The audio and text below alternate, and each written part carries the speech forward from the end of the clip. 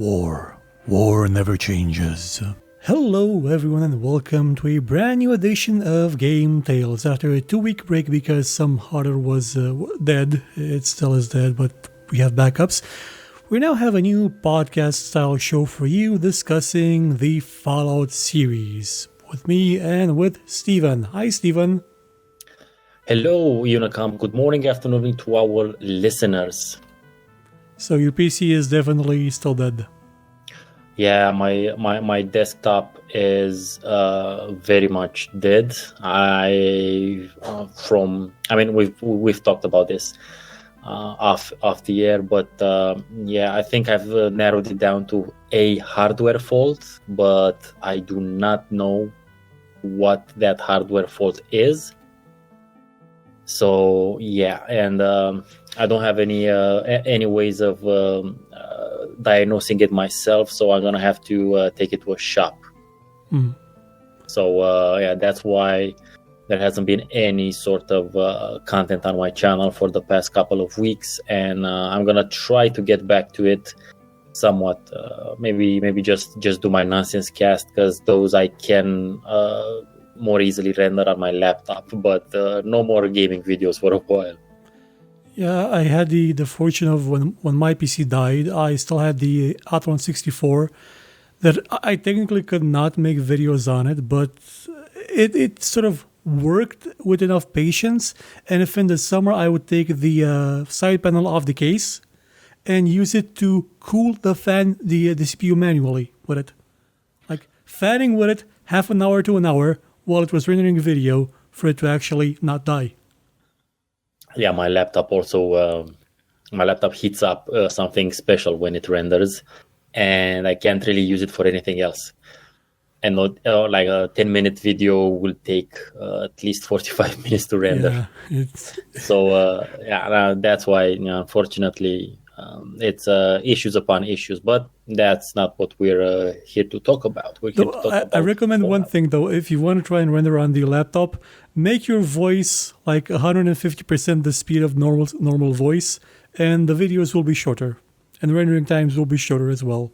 That doesn't work. I'm gonna make the nonsense cast, and that's when I'm on camera. Oh, that's gonna look weird, so can't do that. Yeah, that would be weird. It's fine. So, let's talk about Fallout. Since we're right smack in between the anniversary of Fallout 1 and Fallout 2.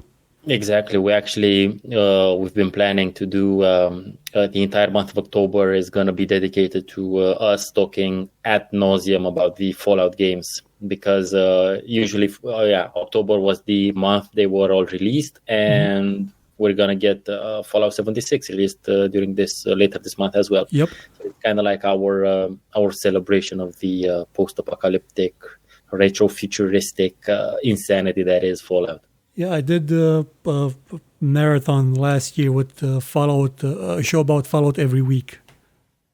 I covered I remember. all of them from the first one to, I believe the last one was 3. I didn't go into New Vegas and the fourth one because I didn't play for the fourth one. Mm-hmm. Yeah, I remember. Yeah, cool. Yeah, you also did Van Buren. Yeah. Mm-hmm. But this episode, we will be focusing on the first one. Okay. Fallout 1. Out of curiosity, did you play it was it the first one you played, or were you already familiar with the series from other titles in the series? Nope, it was the first one I played. I played it. Nice. Yeah, I found out about Fallout in the Level gaming magazine, and they had at a certain point they had an article about, I'm pretty sure it was about Fallout 2, but they talked about Fallout 1 in it as well. And I remembered in the article about Fallout 2, they said that it's basically the same thing as the first one, only larger, and it runs on a slightly bigger resolution. So that article convinced me that this would be a type of game I'd want to play. And long before me having an actual computer, I bought Fallout 1 from the well-known pirate catalogs that were going around school. Which was basically the only way you could buy games back then. It was that I lived in a somewhat larger town than you did, and you could actually get also pirated games on in like in the marketplace, you can call it. But in school, it was you had a much wider variety, wider choice. My first contact with the Fallout series came from also the Level magazine. It was because they had a demo of Fallout Tactics. And that was the first one I played, which is technically, it's not really Fallout in terms of the way it's played. It's really not. It's actually a really poor introduction to the series. Yeah, but actually, when you did your Fallout series last year, and people who will go back to watch the video will find my comment in it. Fallout Tactics is actually the only title where we strongly disagree. I think it's a piece of shit, and you think it's not a piece of shit. But I still consider it a very bad introduction to Fallout, to what actually is Fallout. Yeah, in terms of what Fallout actually is, it's really bad. But as its own game, as a real-time tactics game, it's quite okay. And it does. I don't know. When I reviewed it, but I didn't actually review it in English. I used to have a written review of it. I basically talk about it so I review the Fallout part and then the tactics part. And as far as I'm concerned, it fails on both parts of it. But anyway, we're not here about. We're talking about the first one, and you were just saying that tactics was your introduction. So I'm curious why you. I mean, I'm curious the type of effect that had on you. Well, it got me interested in the world of Fallout, of this post-apocalypse with mutants running around, with things you could do like sneak up on enemies and slit their throats and stuff like that. I kind of actually missed in the actual Fallout games the ability to crouch and like crawl on the ground to be harder to see. It did stealth a bit better. Sure, it's not. I mean, they have limitations. They're rather old games. They have limitations, but their advantages, the other features that they have, more than outweigh the limitations. Which you have to keep in mind at that time. It's not like you could crouch or hide better in other titles. You have to keep in mind that at that point in time, the RPG was kind of dead. Well, especially the turn-based RPG was kind of dead. It was 97, so it was all about the FPSs. The RPGs were still like strong enough in 97. I mean, was that a year before Baldur's Gate, I think. Yeah, but again, it's just one title. Just because there were a couple of titles or one title that was really good, that doesn't mean. I'm talking like industry-wide. There weren't that many RPGs coming out. Well, if you expand the RPG to also mean JRPG, there was Final Fantasy VII, which was the biggest game of its year. Sure. Okay. I don't know. I might be wrong on that one. I don't think I am, but I might be. Let's cue the comments. Yes, we'll look forward to the comments on this. But the point is that I only had the demo of Fallout Tactics, and it got me interested in its world, and what else could you do in this game? If this is the runt of the litter, what could the others be like? And it would not be until, I think, 2004 until I actually got to try Fallout 1. By that time, I had already played Fallout 2 several times and finished it. When did you first play Fallout 1? Well, since I had bought it before actually having a computer, the moment I had a capable computer, I could play it. So I managed to play it around 2000. Oh, that's nice. So quite relatively close to release, to be honest. I mean, 97, 2000, it's not that bad. So yeah, I got to play it. And I was just realizing this recently when we're talking about recording this, that I actually played Fallout 1 and 2 rather close to their release date, which isn't something a lot of people can say. Well, a lot of people from our neck of the woods, at least. So yeah, I gotta play it. I gotta play it around 2000 before any sort with the time limit and that sort of stuff in it. Also had a bit of a problem because the monitor I had back then had a bit of an issue rendering the color green. It didn't do it well. Everything was red shifted for some reason. And at one point it blew up. And I mean, the monitor actually blew up. It started throwing sparks and went boof once. Because I changed the resolution to 1204 by 768. Yeah, I'm pretty sure it wasn't capable of doing that. It was in the settings there, and previously the monitor couldn't actually go beyond 640 by 480.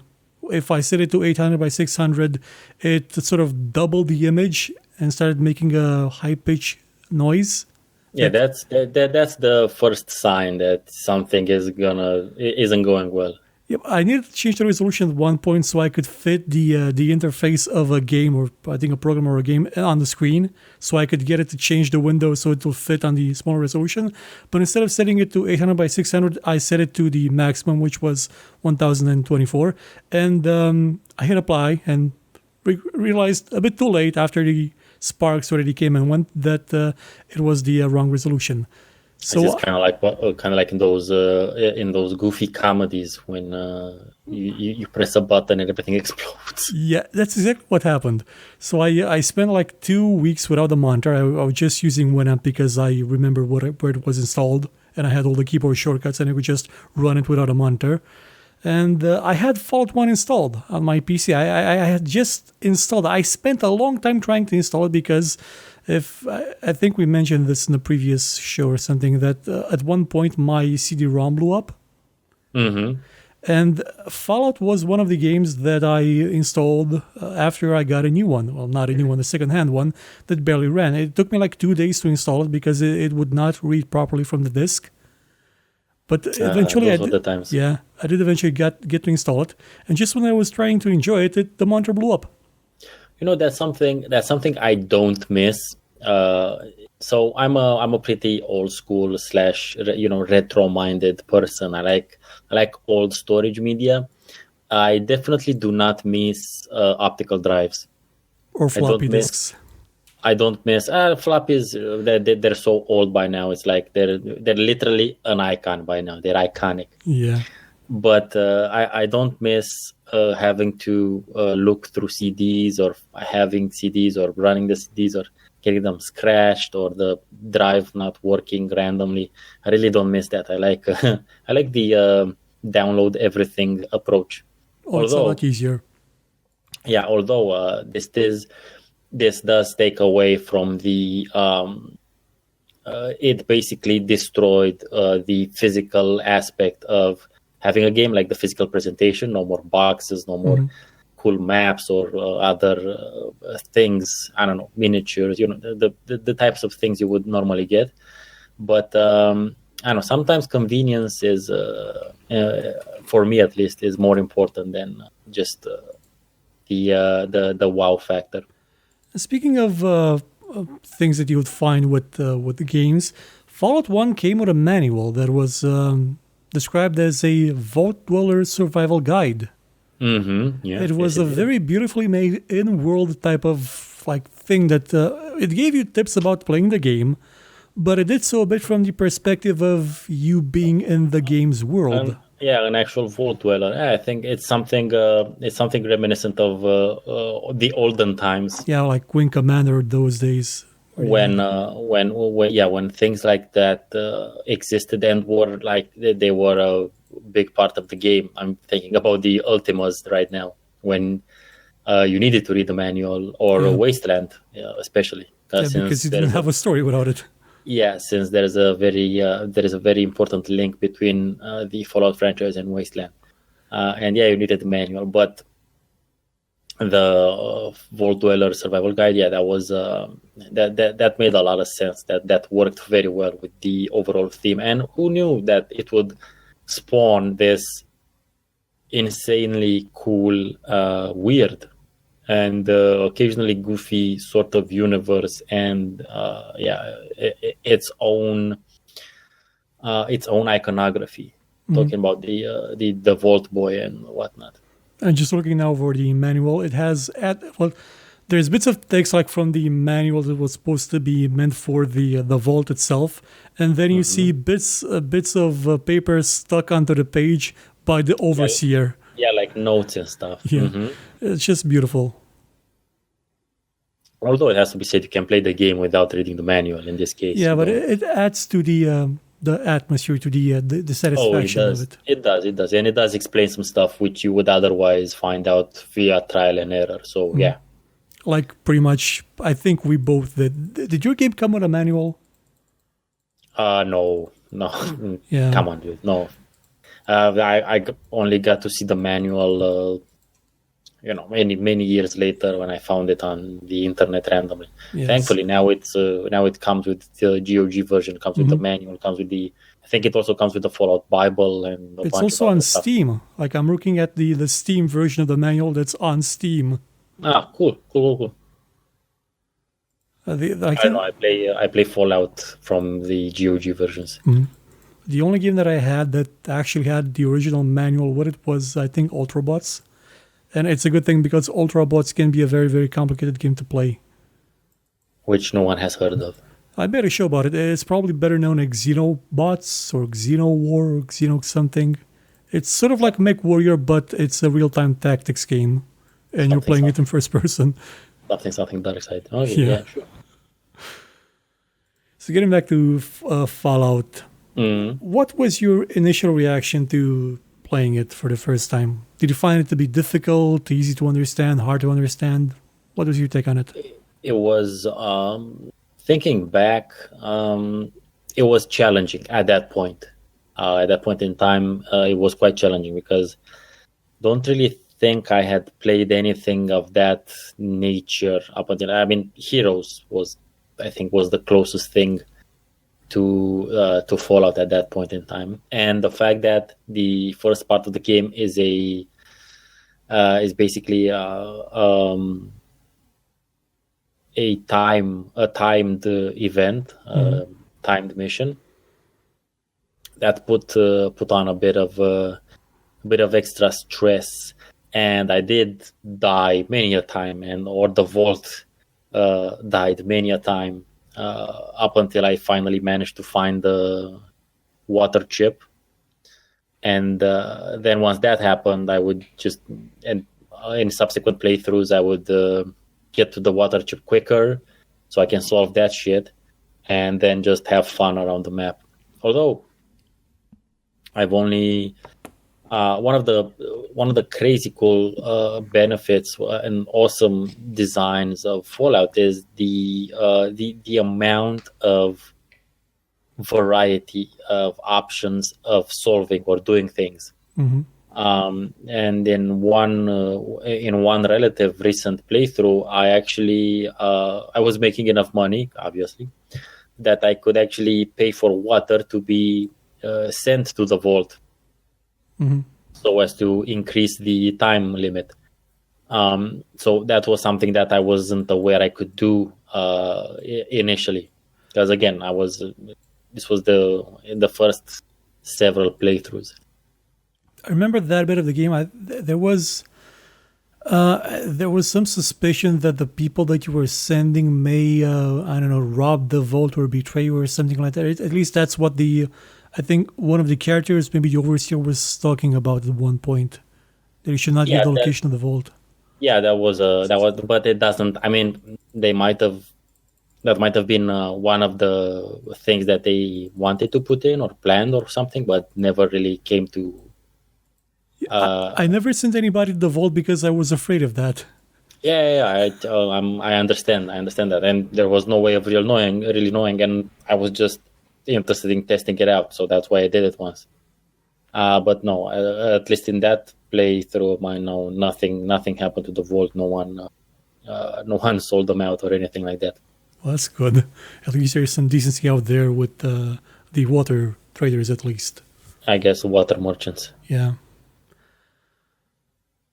So yeah, initially it was quite challenging, from a mechanical standpoint, but the world in which it took place, and the world building in general, and everything else about the how the dialogue was structured, and the down to the assets created, to the graphical assets, it was very interesting and very immersive, at least for me. And I believe that's when my somewhat fascination with the post-apocalyptic genre started.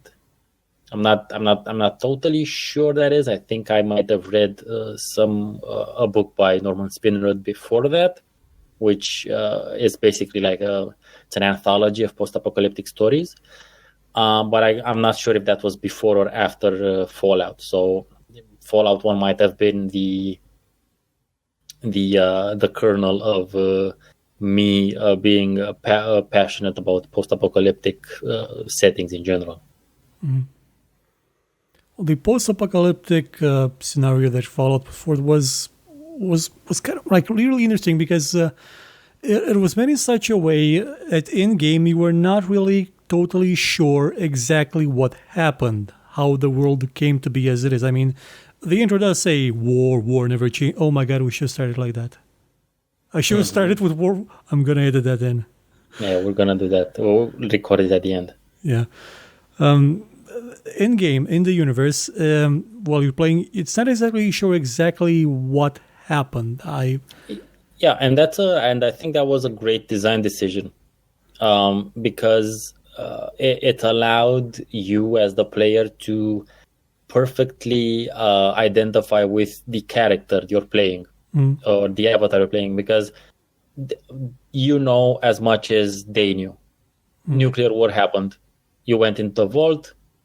70 something years later, you're here, and you don't really know anything of what happened or what's on the outside. Your life has been, so basically your projection, your character in the game is more or less the equivalent of the player, because you've been living and in the vault, underground, under a rock. Yeah, you've been living your life. You've been living a sheltered life. Literally a sheltered life, but the life that used to be lived in 2077, I think is the year, or 2078. So it's basically the same world that the player is living in, more or less. And then you're just thrust into this cavern filled with rats.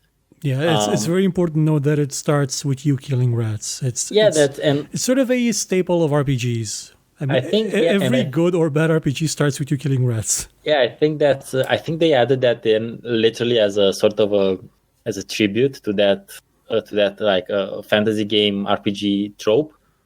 But I also think that, and I mentioned this a couple of episodes ago, that Fallout 1 and 2 start the way in which the game starts have fuck all to do with the rest of the game. Yeah. And I actually read. Once I read somewhere someone's review of Fallout, or someone talking about Fallout and saying that they uninstalled the game after they saw that they have to kill rats. And I'm like, okay, shit, you're lost, dude. But yeah, I'm just, and it's useful to stop to kill the rats, because first of all you get used to. That's kind of like the tutorial stage. Yeah, that's basically all you get. Because you get to see how the combat system works. You have a gun and a knife usually, or a crowbar. It depends on your choices.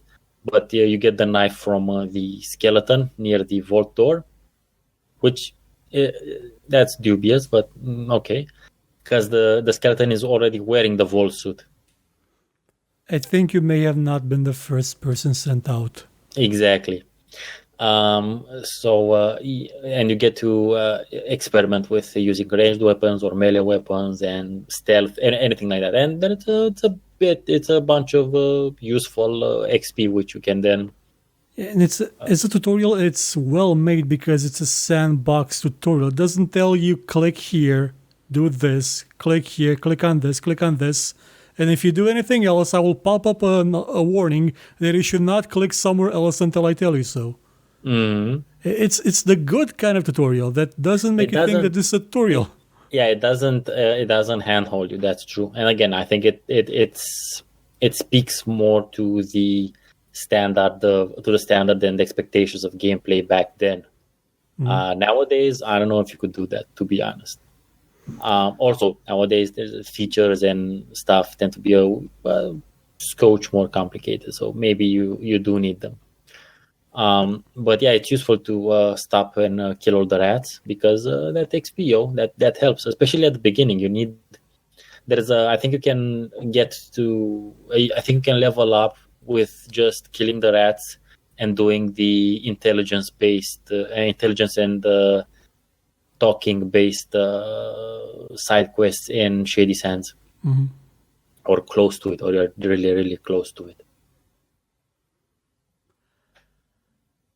So after you got out of the vault, I was trying to remember exactly what bit of the game I managed to play before the month went out and died. Mm-hmm. I did manage to get out of the vault. I think I got around halfway through the game. Okay. And basically, that's where I stopped the first time I played it. Fallout 1 is the game that I tried to play the most of. I mean, I attempted to play it the most of the series because it wouldn't install and then the monitor blew up. But it's the one that I played the least. It is, however, a game that I read a lot about because, well, while I did not have a CD-ROM that was functional and I did not have the game, I did have the Dirty Little Helper installed, which had a crap ton of walkthroughs and frequently asked questions about pretty much any game that was popular back then. And the Fallout games were one of them. Fallout 1, Fallout 2, so I started reading those manuals, reading about all the stuff that I could encounter in the game. And that sort of spoiled some experiences from the game for me, but at that point I didn't really care because I didn't have the game and, well, I didn't have a lot of hope of playing it anytime soon. It's understandable. It's kind of true because it took me like 2 or 3 years to actually get the game. Yeah, no, that's totally understandable in that particular situation, sure. So in that sense, it may not have been a bit as difficult of an experience for me as it was for you, also because I had a previous experience of Fallout Tactics, which in terms of the complexity of the gameplay is a bit more convoluted than Fallout is because you can crouch, you have prone. And it's also the shift between real time and turn based that doesn't exist in Fallout. I mean, it exists in Fallout, but not in the same sort of way that it is in Tactics. It's a bit more fluid in Tactics. Yeah, yes. Also a bit more dangerous. Yeah, but a lot. Because especially if you're controlling multiple party characters, getting them to do what you want is a hell of a pain in the ass. Yeah. That game would have run so much better as a single player experience, a single character experience instead of a party one. Oh, you mean like Fallout? Yeah. Would have thought a game called Fallout would have been better with a single character. Holy shit. The same is kind of true for Fallout 1 as well because you know Ian, right? Yep. How many times has he killed you while you're trying to do the playthrough a while ago? Ian shot me so many times. I mean, hell, he killed me a bunch of times. So, for our listeners who aren't aware, I actually live streamed playing Fallout 1 with a melee build a bunch of months ago, actually. So the game is super fresh in my mind, as opposed to other circumstances. And if anyone is interested in checking that shit out, they're more than welcome to go to my channel and look through them. There's at least a couple of moments in that playthrough where I hit super mutants in the eyes with I remember that prod, and it's just glorious. But yeah, no, Ian shot the shit out of me many a times. So much so that at a certain point I just I think by the time I got, like, I'm just talking about this latest playthrough. By the time I got to the military base, I just let I left him outside because I'm like, I can't. No, I don't want you to die, and I don't want you to just basically crib my style and stuff. But yeah, no, Ian did worst idea is to give Ian an SMG. By the way, never give him burst. an SMG. Never you give him an SMG. Give him the Desert Eagle. Otherwise, if you're the other way to deal with Ian is so that you are also a ranged weapon user, so that you're always near him. That tends to limit the amount of random shots you get in the fucking back of your head. He may still kill dog meat though. He might still do that, and that's unforgivable. And but getting Ian in your party, that's like the first one of the first major things that you can do, and you can either convince him if you have a high enough intelligence and charisma, I think, or scrounge around for enough money to give him 100 caps, and it actually helps. I mean, at the beginning, especially in the Red Scorpion cave, not a bad idea. Mm-hmm. Also, there was one other problem with the NPCs. They would not let you go in or out of buildings. Sometimes they would just stand in the doorway and never get out of there. Yeah, that has happened a couple of times. Thankfully, that's something they fixed in Fallout 2 because they have that push feature. So they didn't fix the scripting, but they used a very nice technical artifice, as we call it. They basically went around the problem in a very nice way. Yeah, that used to happen. So it was also useful to always set your character to run if you weren't playing a stealthy character, and just get in and out of places before Ian walk you in. Yeah, before Ian could show the fuck up. Yes. Speaking of NPCs, how did you first recruit Dogmeat? Did you figure out the bit about the jacket? No, I don't. I think I was wearing the jacket anyway because I had found it in Vault 15. So I think I was wearing the jacket anyway. But no, I just beat the shit out of the person who was trying to hurt him. So there's that also. I gave him iguana beats. By that point, I already read the walkthrough for it, and I knew what I had to do. So I'm kind of feel bad because I spoiled that bit of the game for me. Because it was a nice bit of a puzzle. Like you could wear the clothes of his former master, and he would come with you. Yeah, that was a very not so subtle reference to Mad Max. Besides the entire leather armor part. Yeah, the game does take a lot of influence from Mad Max and aesthetically. Yeah, it does. Dogmeat is a fucking beast, yo. Yeah. He will kill motherfuckers.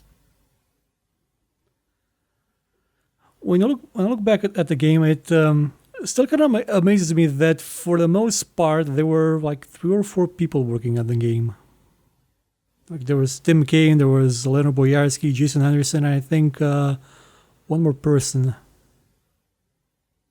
It was made mostly by 4 people until they decided, okay, this is actually something that's worthwhile investing in. Brian Fargo. Well, Brian Fargo came in later and said, okay, this is worth investing in. Let's put more people on it. But by then it was almost done. Well, initially Fallout 1 began as a spare time sort of stuff. They designed it after working hours, like a sort of a group brainstorm in the office with pizza after hours. So I guess they really had nothing else better to do with their lives. It did work on. Let's just say Interplay back then wasn't counting on Fallout to be the hit that it was. Granted, it wasn't. I mean, it was a critical hit from that point of view. It was very well received by the critics, but financially speaking, it was a niche sort of game because, as I said, the RPGs wasn't. I mean, even though good titles were out there, RPGs weren't the mainstream stuff wasn't selling that well. It sold as well as you could expect it to sell, but not something extraordinary. It was also But the supposed. more Oh, continue. the more interesting thing is that they began designing the game using the GURPS system, which was do you know what the GURPS is? Is it general The something? general. Let me look it up a bit. Universe role playing system, I think, or something of that matter. General Universal Role Playing System. Yeah, that's it. Oh, I By got S- it. By I got Steve it. Jackson Games. Yeah, Steve Jackson is the guy who also designed Munchkin. He was also not very pleased with all the blood in Fallout. Yeah, that's the funny thing, because so they designed the game around this system, and they made it work around the system, which isn't your classic. It isn't very reminiscent of. It's definitely not a D20 system. But when Steven Jackson saw the fact that it had a lot of blood and stuff, he said he's not okay with it, and apparently that was in the contract, which is like, what? But I didn't design the contract. And he said he didn't give him his okay to use GURPS, but I think that's kind of that proved to be some a sort of a blessing in disguise, because they then created Special, which is still, as far as I'm concerned, it's still one of the most common sense stat systems that I have yet to see in both video games and tabletop RPGs. It's literally common sense as far as I'm concerned. Sure, maybe luck shouldn't be there. It depends on how you view things. I mean, in what I'm planning to make, luck won't be there. That will be just literally down to your dice rolls. But as far as I'm concerned, yeah, Special still is the most common sense system in an RPG. Yeah, it is. It's really well made. It's sort of, it's not what some other rule systems are. For example, if you have a statistic called strength in a game, you would think, okay, this gives me the ability to punch things harder. It also gives me the ability to cast hotter fireballs somehow, because, I don't know, the fireball is hotter because I work out at the gym. This is in regards to Pillars of Eternity. Yeah, I know. The stat system on Pillars of Eternity. So I was very dissatisfied with the stat system in Pillars of Eternity. I liked what they did, in the sense that I like that basically, regardless of what type of character we wanted to play, each stat had a different sort of impact. As in, you could be I don't know, a melee character with a high intelligence, because intelligence would allow you to, I don't know, get better moves or stuff like that. But I still didn't like it, because I always considered it to be complex for complexity's sake. There was just way too much shit that was inconsequential, as far as I'm concerned. Yep. Later on, I saw the GDC, the GDC talk about it, and at least I understood what they wanted to do, and they did what they set out to do. I still didn't like it, but at least I understood the thought process behind it. The idea was that each level you would basically get an increase, a progress in your capabilities, so that it would somehow mirror the experience of old school tabletop games. But yeah, that was my issue with Pillars of Eternity, and vis-a-vis that, it wasn't my issue with Tyranny, because in Tyranny they simplified it and made it more reasonable. And they also decreased the group number, your party number, which again, like, if you have to manage more than 4 people, each of them with their own stories and abilities and shit, it just gets too much. It's too much shit. Yeah. In Fallout, things were a lot simpler, because your the people that would come with you, your acolytes, they didn't have statistics. You didn't really know what their deal was.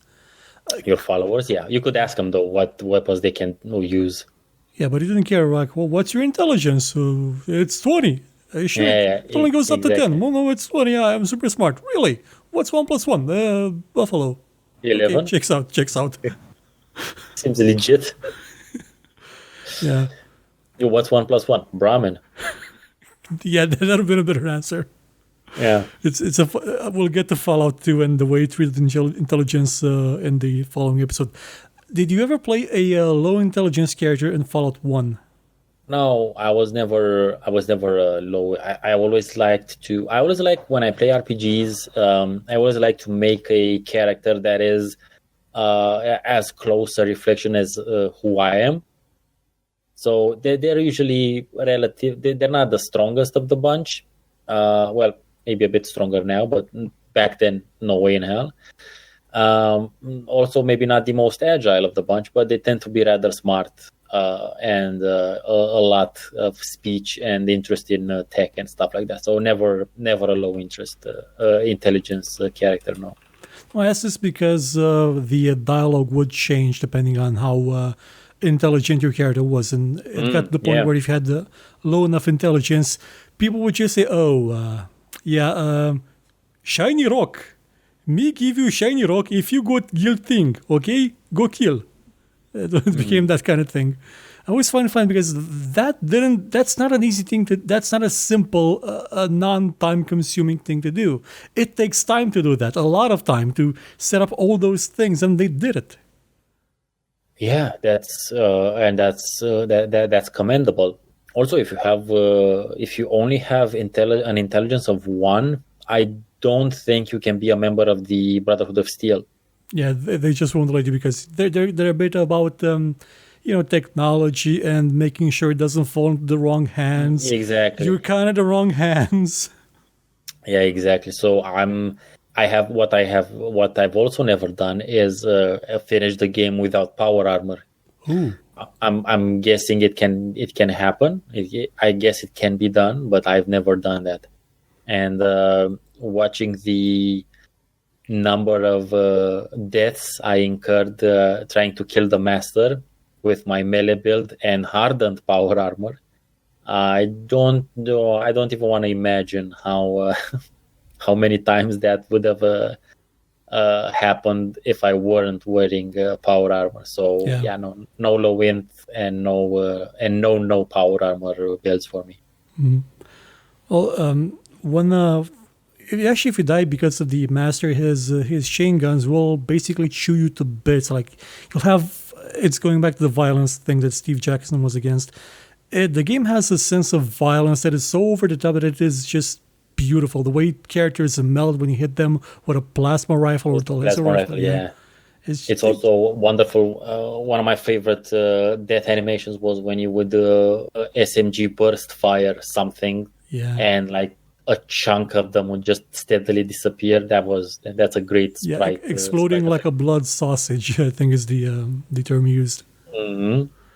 Yeah, and but again, all of the violence is obviously meant to be exaggerated. It's like this isn't to be taken seriously. Especially because it comes with the bloody mess trait that you can use. Exactly. I used to play. I played Fallout 2 with bloody mess.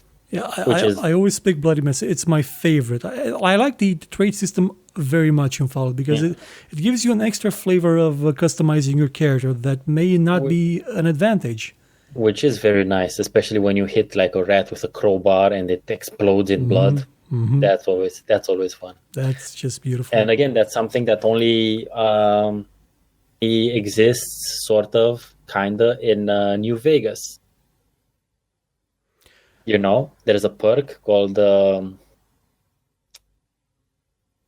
what is it? I don't know what the perk is called, but basically it's a perk that once you get it, I think it's Wasteland or Western Weirdness or something like that. Oh yeah, Weird Wasteland. It shows you the Easter eggs basically.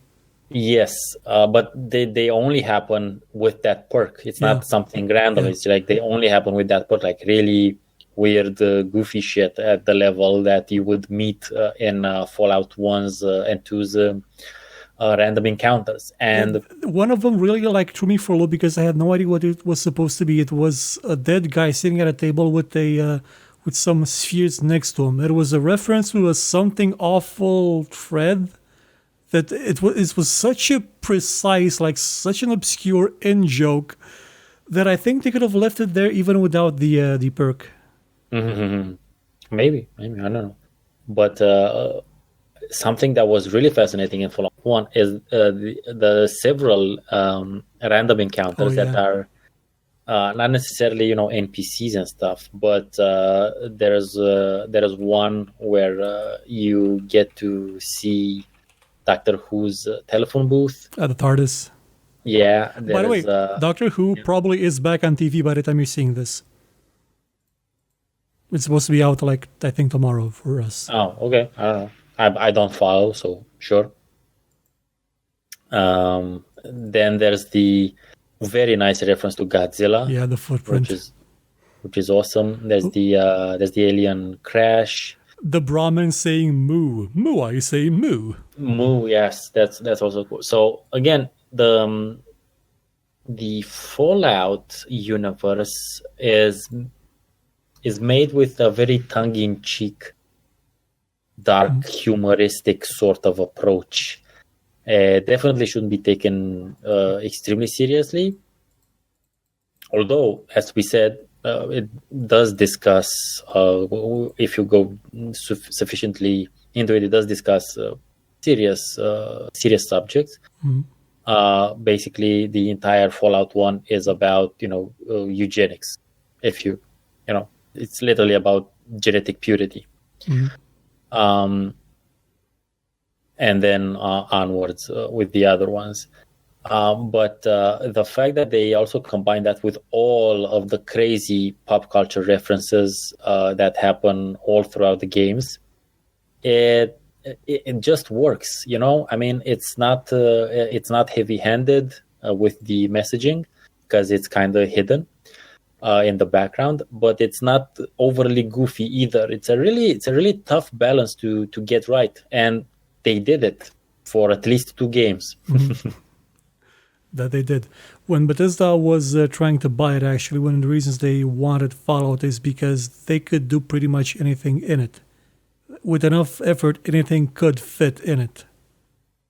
Yeah, that's something. Yeah, that is something that is only possible, or not necessarily only possible, but it is quite possible in the Fallout universe. It's not really defined, not defined, but it's not, I wouldn't say nailed down, there's a word, tied. It's not tied to specific characters, specific events, specific themes, well, specific there's a couple of events there's post-apocalypse and but it's a lot more freeing than something like Star Wars, where it's always going to be about the Force or some bounty hunter or some smuggler. Of course. There is the slate is much is way blanker. I don't think I can say that. I don't think that works properly. But the idea is, yes, you can basically put anything and everything in the Fallout universe, and it will work. Just because it's such a kooky place where nuclear power is omnipresent almost. And there's robots, there's brains in jars controlling robots, there's all of this weird retro futuristic. Oh, the aesthetic is amazing. Yes, a world that basically froze in our equivalent of the 60s from a cultural standpoint. And this I'm going by the music. So they somehow spent the following century with no advances in music, but with advances in technology. That doesn't make any fucking sense, but it doesn't have to make sense because it's Fallout. Well, maybe they went... I'm not super duper familiar with what happens in Fallout before the war, but maybe they went on the Captain Brave path where... The idea of Captain Brave is that during the time of Abraham Lincoln, people discovered space travel. No, so that explains the aesthetic. As far as the so looking into the lore of Fallout and all of the subsequent Fallouts that have added to it, most of the timeline between our universe and the Fallout universe is almost identical. There's a couple of differences here and there, starting somewhere, I don't know, maybe in the 13th or 14th century, because in Mothership Zeta you find a Hun or a samurai you find frozen. So from that point onward, things, as far as we know, there's no aliens who have captured samurai. We're just going to go with that. We're going to go with that assumption that there are no aliens that have captured samurai. Although aliens versus samurai, that sounds great as a game idea. Well, there's Cowboys versus Aliens already as a movie. That is, yeah. But I like samurai more than cowboys. Anyway, so there is a bunch of differences and changes in the Fallout universe as opposed to our universe, but it's generally considered that the main differentiation between our universes happens either during or sometime after World War II, because the transistor isn't invented at the same time. Mm-hmm. The transistor is invented much later in the Fallout universe than it is in our universe. So that's why a lot of Fallout technology is bulky. Series of scoops. Yes, exactly, because the transistor was invented much, much later. So that's generally it. But yeah, if you look into it, there's lots of differences that happen before that as well. But we could consider that being the schism point past sometime quite close to the Second World War. But again, and this is a sort of a theory of mine, the music they have, which by the way is absolutely great, and I've been since I don't have the desktop anymore, so I can't really play games. I've been working on my more elaborate video essays, and I mentioned something that I'm working on something about video game and the gamers' musical awareness, or awareness of music in general, and the Fallout radio stations are an important part that I talk about, because the idea is that music is a part of culture. It's as much a reflection of culture as much as it also spawns culture. So it's kind of like a cycle. Culture begets music, music begets culture. Yep. And the theory is, since they have the same songs that we do up until a certain point, I mean, now Fallout 76 might be changing things and they might not be keeping exactly to the canon, because Country Roads was written in 1970. Yeah, I think around... By the way, if you're from Romania, you know the song as Hai Acasă, Hai Cu Mine. Yeah, and the thing is that I think this would be the most recent song.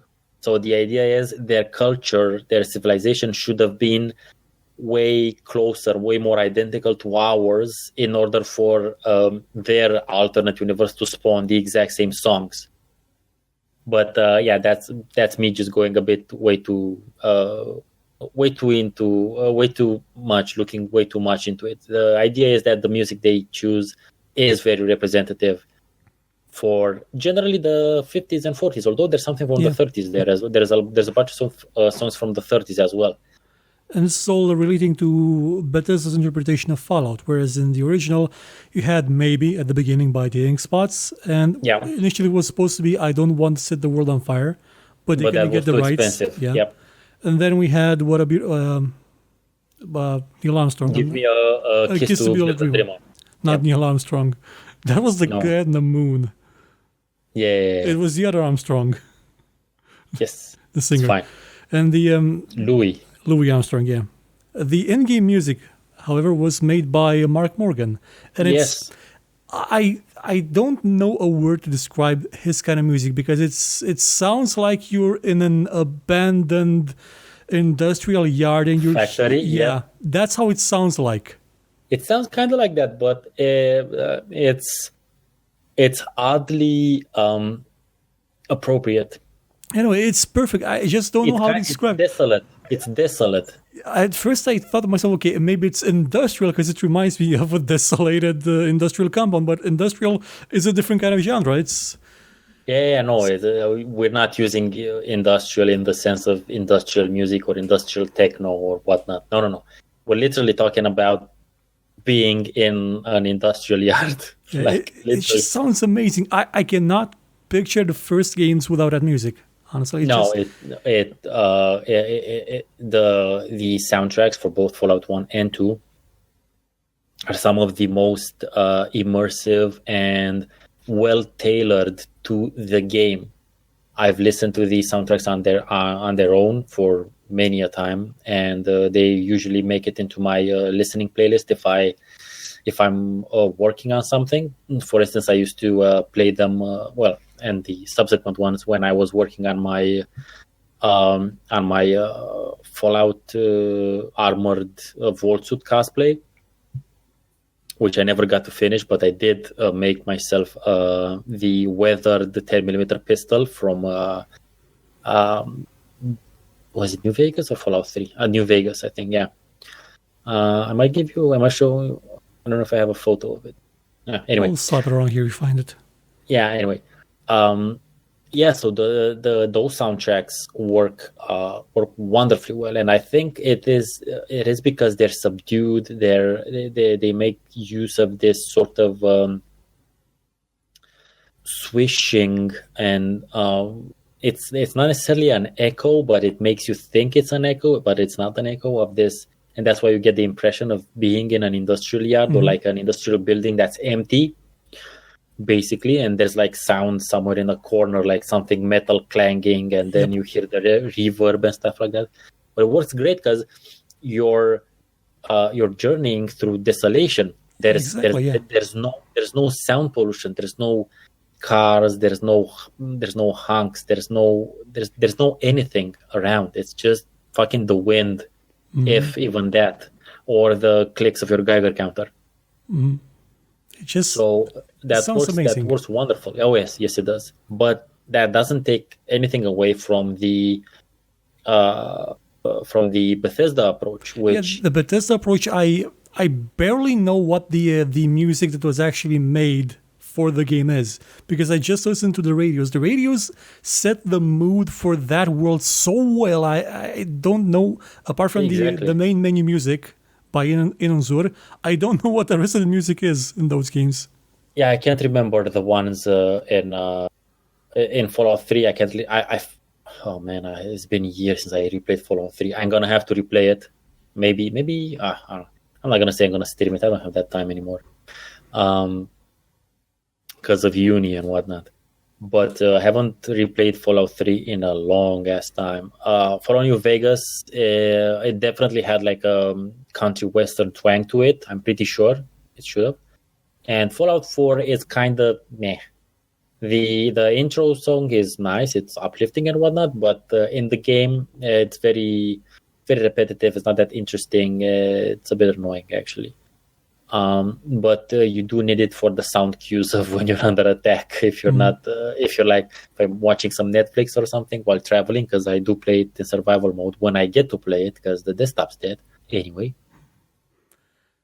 But the radio stations, you have to acknowledge that Bethesda had the money and the idea to basically pick up where Interplay left the ball at the Ink Spot and Louis Armstrong and run with it, and run with those types of songs and that type of because it only the music only helps to compound the atmosphere and the sense of this, to us, old retro version of the world. But to them, technically for them, is also an old version of the world, but no other music has been made. Yeah, it's the only thing they know.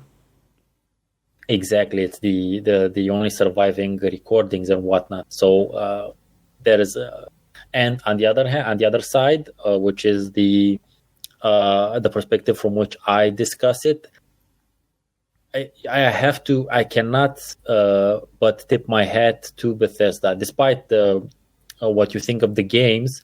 the fact that they've introduced young players to, and even myself, to such great music from the past that they would otherwise never listen to.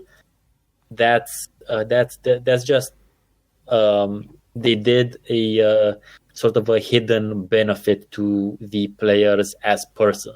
They made a great benefit to culture in general by making that music. I believe players are slightly better people for now knowing at least a couple of those monumental hits. I remember when Fallout 3 came out that there were discussions with people realizing, these songs were not made specifically for these games. They're old, like they're really old. And there's more of them out there. Let's find them.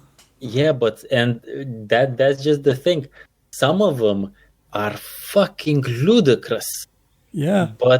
But they're real. They're actual songs that we made in our reality. Yeah. And there's one song about a dude who is literally going to look for uranium. Yeah. That's the song, Uranium Rock. There is that song about the guy looking for uranium. Then there's Crawl Out Through the Fallout. Granted, this is from Fallout 4, but again, it's these games, these songs, you would think they were tailor-made for the games, but they're not. And that's what's mind-fucking, basically. Yeah. It goes back to the idea that you can fit pretty much anything in Fallout. Something will eventually fit perfectly. Yeah, but in this case, the songs are just they're uncannily ideal. That's the super weird fact. Also, it should be noted that basically most of the songs in from Fallout 3 onwards, most of those old songs are about fucking. Yeah, I think the most obvious one of them is the one with Butcher Pete. Yes, chopping that meat. Exactly. That is surprisingly out there about fucking. But in general, it's just like I think he's trying to send a subliminal message to everybody playing. I was quite surprised because obviously listening to the songs, they're great and whatnot. Maybe except for the soundtrack from New Vegas, that's much more melancholic / sad sort of soundtrack overall. But then as far as 3 and 4 is concerned, it's a lot about fucking. Yeah, getting back to Fallout 1, because we've talked about the music of 3 quite a lot. What was your preference for going through the game? Because Fallout gives you the choice of being a complete bastard or less of a complete bastard, just a regular bastard, or a complete maniac. So what was your approach? I was generally a nice guy. To be honest, whenever I play RPGs, I like to, and this is like a lacking in my personality, but when I play RPGs, be they tabletop or video games, I want to be the hero. I don't want to be the villain. I don't want to be an asshole. I want to be the hero. I want to help people. I want to do good things. So I will generally play a very good aligned, let's say, sort of character. Yeah, I tend to do something similar, but the Fallout games have, unlike other games, they don't have a clear this is good and this is evil path. They let you play a good guy, but at the same time, a guy that is a vindictive, petty bastard. Oh yeah, absolutely, and it's just because I like to play a hero type doesn't mean that the hero type can't have an affinity for booze or drugs or just shooting people that piss him off. Yeah, that's something that I really enjoyed. Yeah, because the game does allow for that, and it's not like it stops you for anything. Also, you can always counteract a lot of stuff by doing the opposite. If you're talking about the karma system. And now that was something very interesting because the decisions and the things that you would do in one town would have repercussions later on and reactions from other towns. That's not something we really had up until that point. It was quite an interesting and new feature to help with actually immersion and you actually, thinking maybe twice about what you're going to do. Though It's worth to note that Fallout, even when you went down the evil path, it wasn't the mustache twirling, oh, I'm evil for evil's sake type of thing. No. You could be evil and have fun with it. Evil and a bit sadistic, even. Evil and downright monstrous. It had degrees of evilness in it that is. There's effort put into making you play as evil as you want to that you don't see in a lot of games. You don't see in Overlord, which was a game about you being evil. Fallout lets you be more degrees of evil than a game that was meant for you to play it as being evil. It's something that I really enjoyed. Yeah, and it's one of the closest you can get sort of to the tabletop experience. Yeah, it was made by people that were full into tabletops and translated that into a game.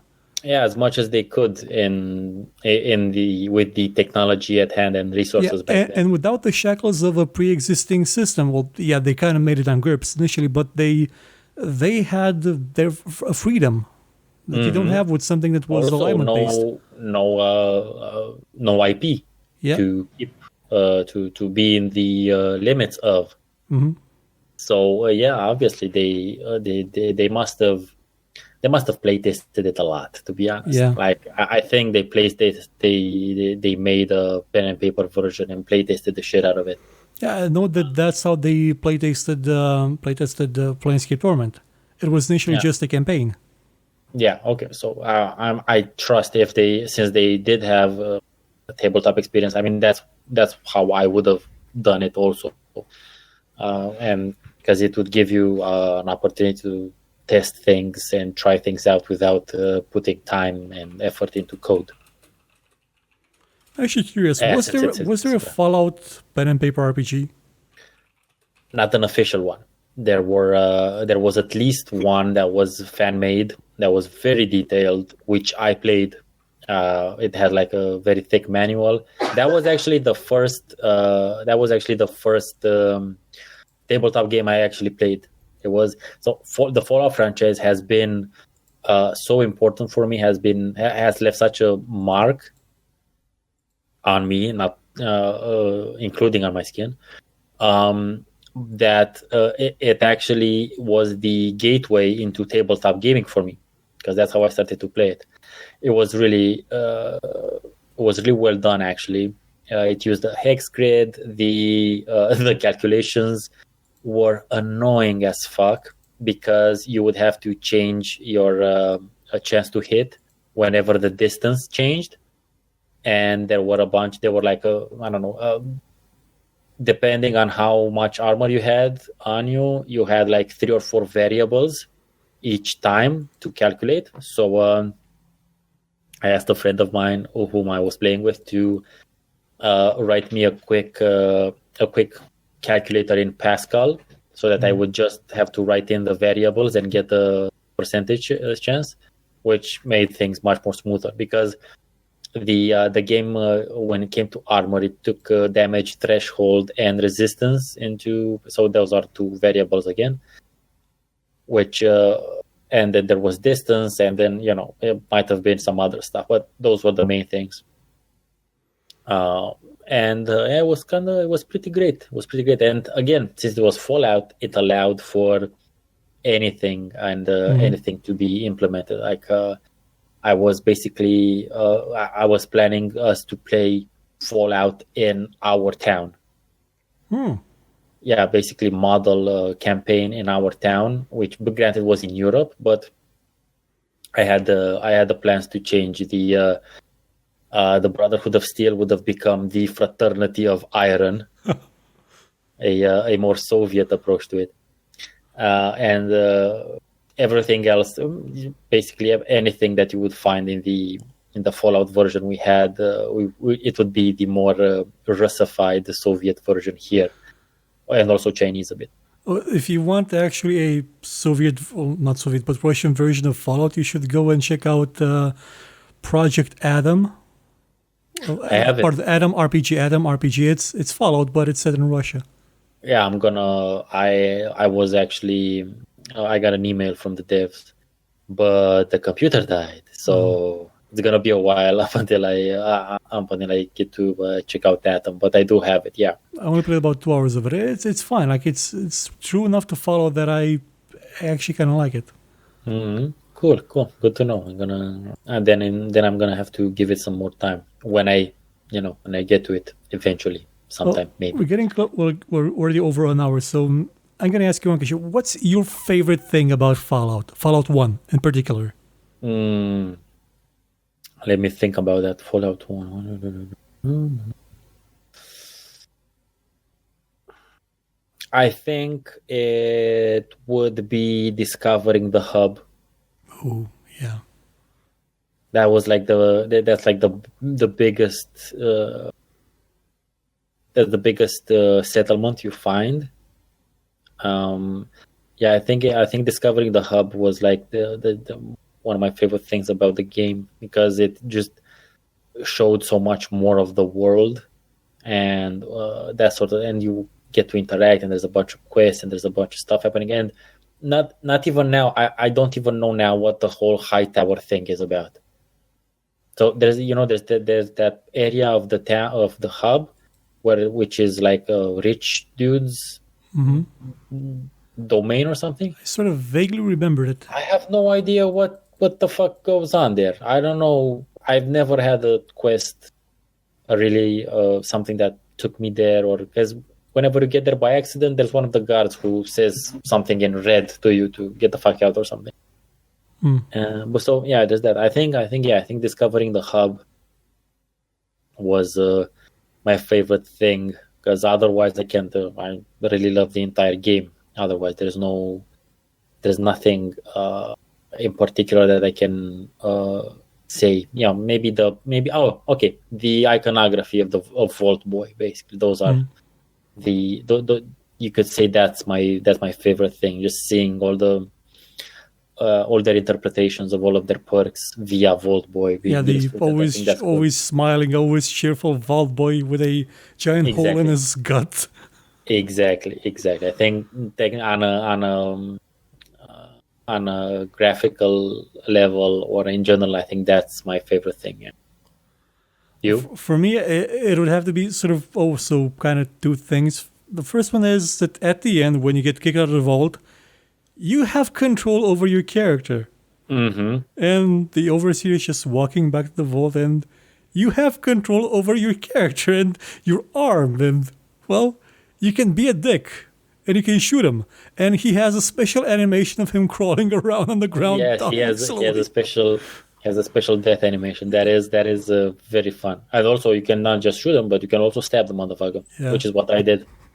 I love that. And also, and this is valid for both of the first Fallout games, the ability to aim for the balls when you shoot or kick somebody. That is just beautiful. Yeah, I don't know why people skirt around that. I don't know why you can't do that in all RPGs, like in general.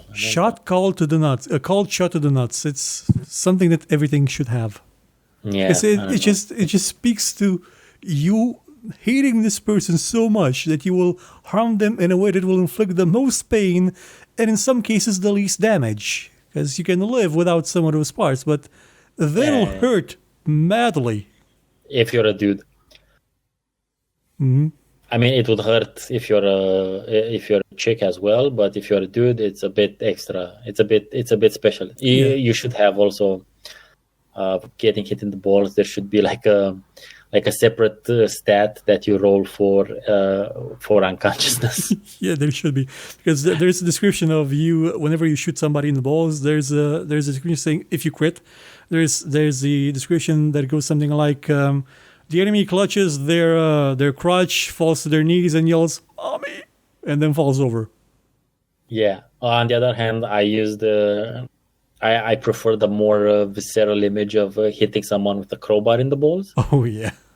And, I did that a lot, although hitting them in the eyes is much more efficient from a gameplay perspective. Yeah, but this is more fun.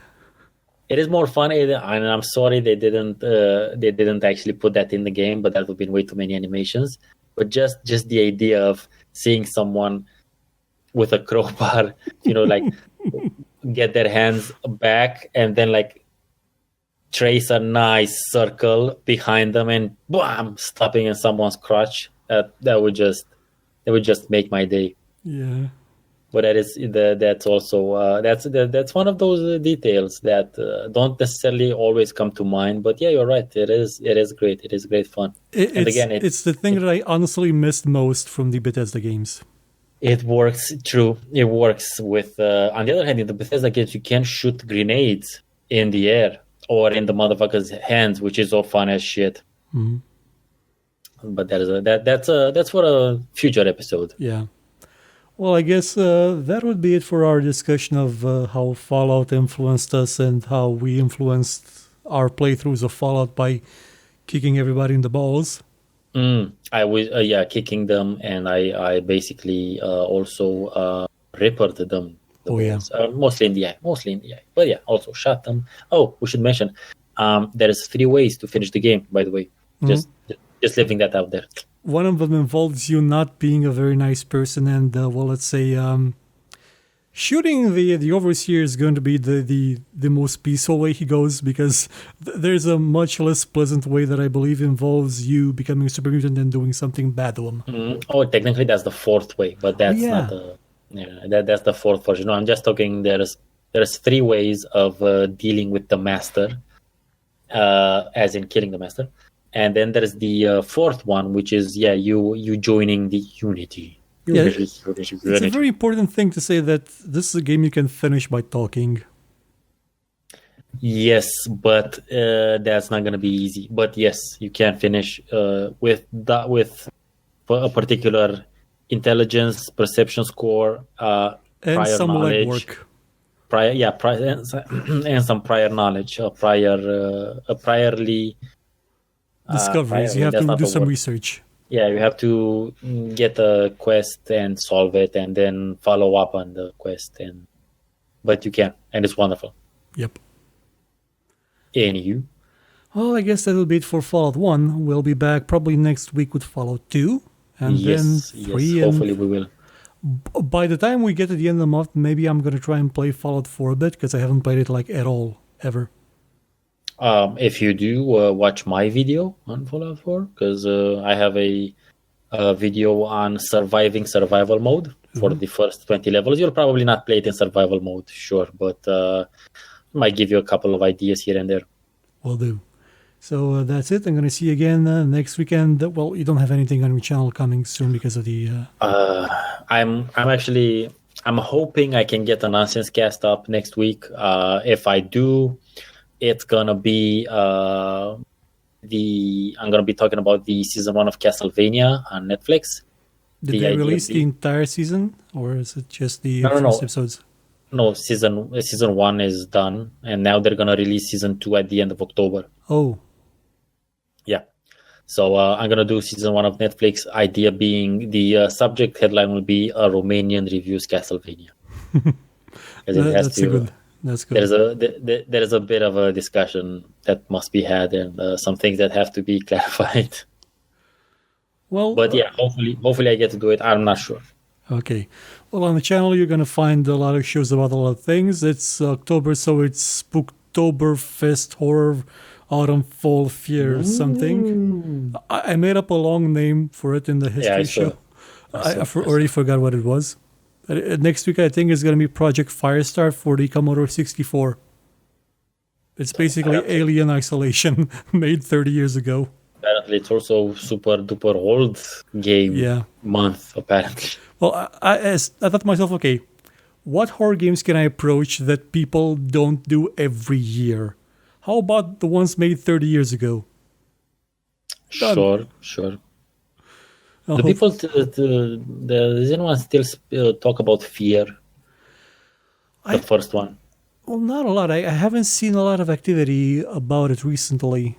You might want to give that a replay if you have it available. I remember it being quite the spooky experience. What's her name? Not Samara's the one from The Ring. I forget what her name was. I just remember it's a spooky girl. That is very spooky. Remember the AI was pretty... the AI is actually quite smart. Yeah.